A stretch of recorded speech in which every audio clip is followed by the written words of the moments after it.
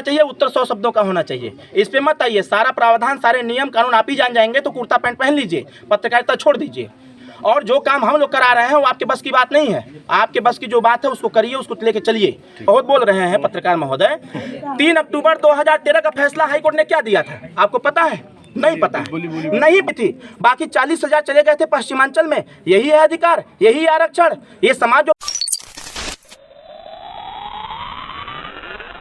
होना चाहिए, उत्तर 100 शब्दों का होना चाहिए। इस पे मत आइए, सारा प्रावधान सारे नियम कानून आप ही जान जाएंगे तो कुर्ता पैंट पहन लीजिए, पत्रकारिता छोड़ दीजिए। मैं आपसे कह रहा हूं।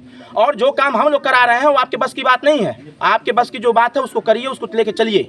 और अनुसूचित जनजाति के लोग कैसे उसमें जाएंगे वो हमारा विषय है, वो कब जाएंगे वो हमारा विषय है, उसके लिए हम क्या करवाएंगे हमारा विषय है। उत्तर प्रदेश के विधायक 403 चुन के जाते हैं जनता द्वारा। सदन में खड़ा होकर के कोई झूठ नहीं बोलता है। जो झूठ बोलता है, जो भी बोलता है वो लिखित होता है, सारी चीजें आती हैं। ये समाज है, चाहे जब चाहे तब, जब चाहे तब उसका रिकॉर्ड मंगवा के दिखवा लेगा। उत्तर प्रदेश सरकार ने रोहिणी आयोग भी प्रधानमंत्री जी ने मंगवाया ना रिपोर्ट। क्यों मंगवाया? रोहिणी आयोग क्या है? सामाजिक न्याय समिति की रिपोर्ट क्या है? कोई बताएगा? नहीं बता पाएंगे। सामाजिक न्याय समिति की जो रिपोर्ट है 3 अक्टूबर 2013 का फैसला क्या है? आप बहुत बोल रहे हैं पत्रकार महोदय। 3 अक्टूबर 2013 का फैसला हाईकोर्ट ने क्या दिया था आपको पता है? नहीं पता है, नहीं पता है आपको। तो इसलिए प्रश्न उतने करिए जितने पर प्रश्न आ जाए, ठीक है ना। 3 अक्टूबर 2013 को अखिलेश यादव की सरकार में हाई कोर्ट ने फैसला दिया था कि जो 27% आरक्षण का लाभ है वह सिर्फ और सिर्फ यादव ले रहा है। उसने कहा कि अहिर, यादव, धूसिया और जाटा, ग्वाल, ये लोग मिल करके 27%। संविधान कहता है कि 60% से ऊपर नहीं होना चाहिए। ये 95% लेते हैं। ओबीसी की 79 जातियां, बाकी सब वंचित रह गई। इस पे कौन लड़ेगा?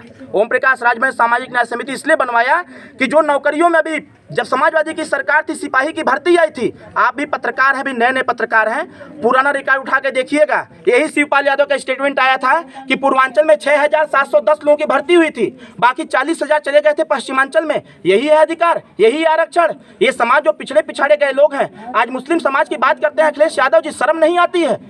शर्म नहीं आती है? जो नौकरियों में 32% था आज 0% हो गया है। वोट लेने के लिए लोग लुभानी अच्छी बातें करना उनको अच्छा लगता होगा। ये सारे समाज के लोग जान गए हैं पत्रकार महोदय। प्रश्न आप वही करिए जिसका तथ्य आप जानते हैं।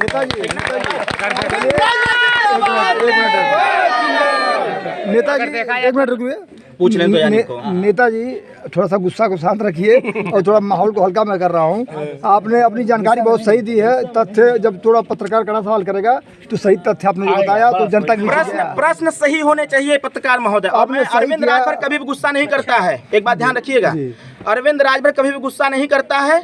मेरी आवाज में ताकत है, मेरी आवाज में ताकत है, मेरी आवाज में दम है। और हम जो भी बात करते हैं वो तथ्यात्मक करते हैं। जो हम करते हैं वही समाज में कहते हैं। और आप है ना, तमाम प्रत्याशी घूम रहे हैं ना, जरा उनसे पूछिएगा कि वोट तो मांग रहे हो, एक बार भी दो बार विधायक भी रहे, जरा बताओ कि अपने खाते से कितने गरीबों का इलाज कराए थे।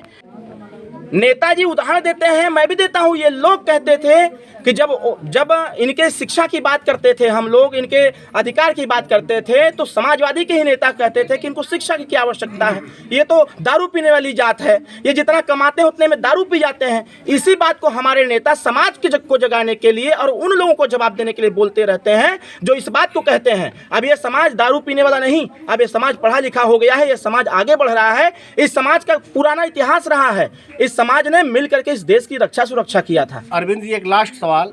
अभी ओम प्रकाश राजभर अपने राजभर समाज को ईएसटी का दर्जा दिलाने की बात कर रहे हैं, शेड्यूल ट्राइबेज की।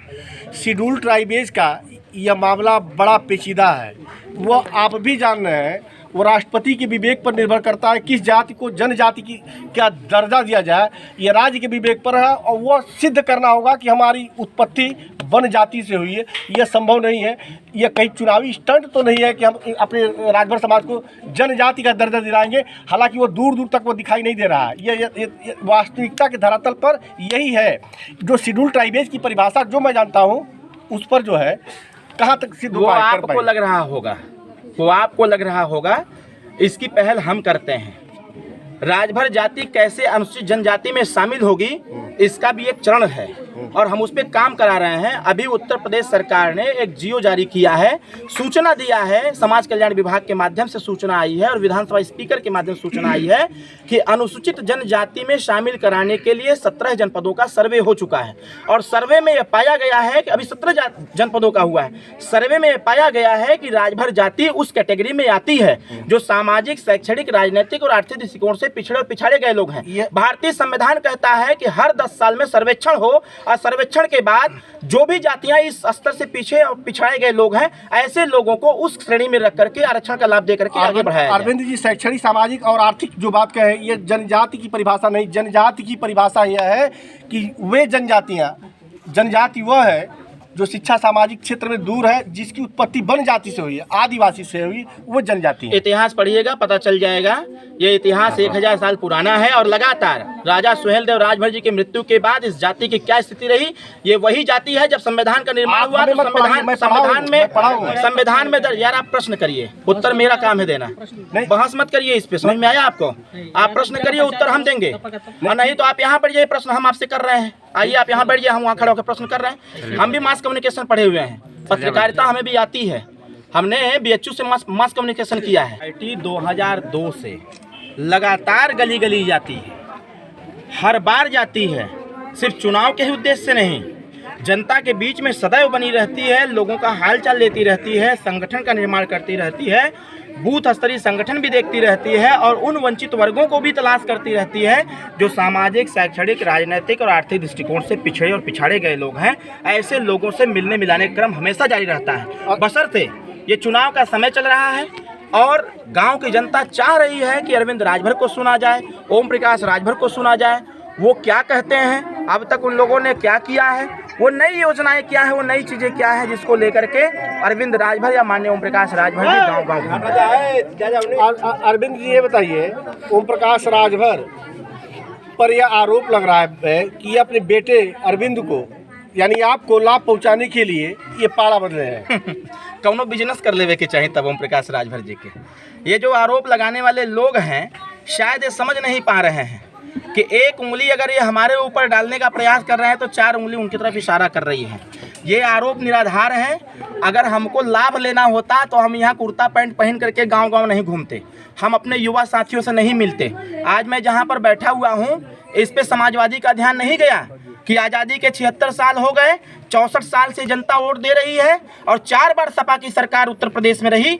आज भी इस गांव में सरकारी विद्यालय नहीं है, यहाँ के छोटे छोटे बच्चे बाहर जाते हैं पढ़ने के लिए। इस पे ध्यान समाजवादी पार्टी का नहीं रहा। समाजवादी पार्टी का ध्यान इस पे भी नहीं रहा कि जो मुस्लिम समाज का वोट लेकर के 4 बार सरकार बनाया, वो सरकार बनने के पहले जो मुस्लिम समाज कांग्रेस के रिजिंग में 32% नौकरियों में था, आज ये समाज आकर के 1% भी नहीं रह गया है। इस पे समाजवादी का ध्यान नहीं जाता है। समाजवादी का ध्यान खाली इस पे जाता है कि आखिर ओम प्रकाश राजभर, अरविंद राजभर इतनी ताकत, इतनी मेहनत क्यों कर रहे हैं। ऐसा अरविंद जी, वो है बेवफा तो वफा कर, ना हो यकीन तो दुआ कर।